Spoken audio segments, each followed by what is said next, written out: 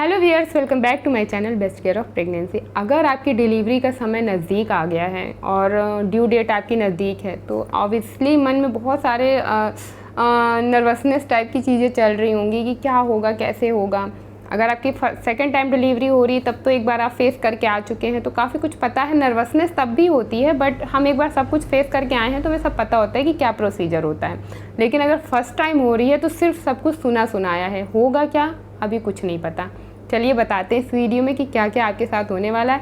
बिल्कुल गांठ बांध करके माइंड सेट करके जाएंगे, क्योंकि जो बताने जा रहे हैं यही आपके साथ वहाँ होने वाला है।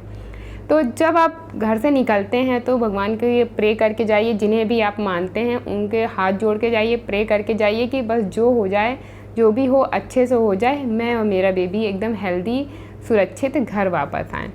जब आप जाते हैं हॉस्पिटल तो डॉक्टर से कुछ बातें होती हैं, कंसल्टेशन होता है, उसके बाद आपको लेबर रूम में ले जाते हैं।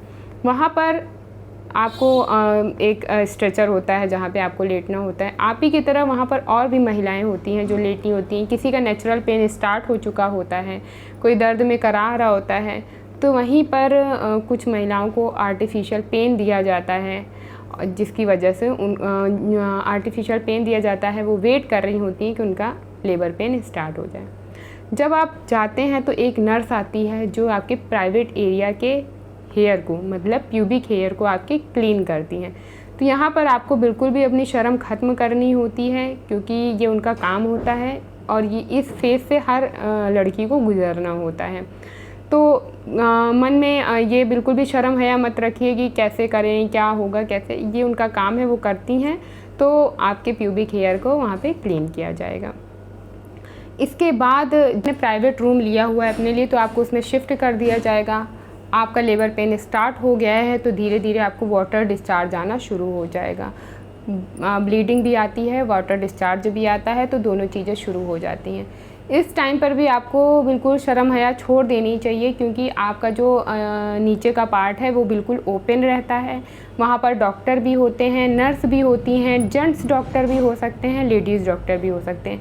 वो सब हॉस्पिटल की अपनी अपनी फैसिलिटीज़ होती है। कहीं पर जो गायनेकोलॉजिस्ट होते हैं वो जेंट्स होते हैं, तो वहीं कुछ हॉस्पिटल्स में लेडीज़ भी होती हैं। मेरे केस में जो सीनियर डॉक्टर थे वहाँ पर वो गायनेकोलॉजिस्ट वो जेंट्स थे। तो ऐसे केस में भी आपको शर्म हया ख़त्म करनी होती है। आप उनके लिए आप पेशेंट हैं, आपके लिए वो डॉक्टर हैं। तो आपका जो नीचे का पार्ट्स रहता है वो बिल्कुल ओपन रहता है। बीच बीच में डॉक्टर चेक करते रहते हैं कि कितना सर्विक्स का मुंह है, जो कितना खुला है। वो 8 से 10 सेंटीमीटर जब सर्विक्स ओपन हो जाती है तब नॉर्मल डिलीवरी होती है। तो डॉक्टर फिंगर टेस्ट करते हैं, 2 फिंगर टेस्ट होता है, जिसमें वो बार बार आपके सर्विक्स का 2 से 3 बार या 4 बार वो चेक करते हैं कितना ओपन हुआ है। और जब वो 8 से 10 सेंटीमीटर हो जाता है तो वो आपको लेबर रूम में ले जाते हैं, डिलीवरी रूम में ले जाते हैं। वहाँ पर डिलीवरी के लिए प्रोसेस शुरू हो जाता है। जब भी आप डिलीवरी के लिए जाएँ तो अपने किसी करीबी को अपने पास ज़रूर रखिए, क्योंकि एक मेंटल सपोर्ट रहता है। सारा दर्द तो हमें ही बियर करना है, वो तो कोई बात नहीं लेगा, लेकिन कोई एक मेंटल सपोर्ट करने के लिए, एक साथ में कोई साथ देने के लिए होता है, तो दर्द जो है वो कुछ हद तक कम हो जाता है। तो इसलिए अपने साथ ऐसे करीबी को रखें जिनका साथ आपको अच्छा लगता हो अपने आप। लेकिन जब किसी का साथ होता है तो वो दर्द थोड़ा सा कम हो जाता है। तो इसलिए जब भी जाएँ डिलीवरी के लिए किसी अपने करीबी को साथ में लेकर के ज़रूर जाएँ और उन्हें आप अपने साथ ही रखें। इसके अलावा जो एक चीज़ और आपको ध्यान रखनी है कि जब भी जब आपका डिलीवरी का प्रोसेस चल रहा है तो उस टाइम पे आपको जो आपकी जो सांस है वो आपको नीचे की तरफ ज़्यादा छोड़नी है।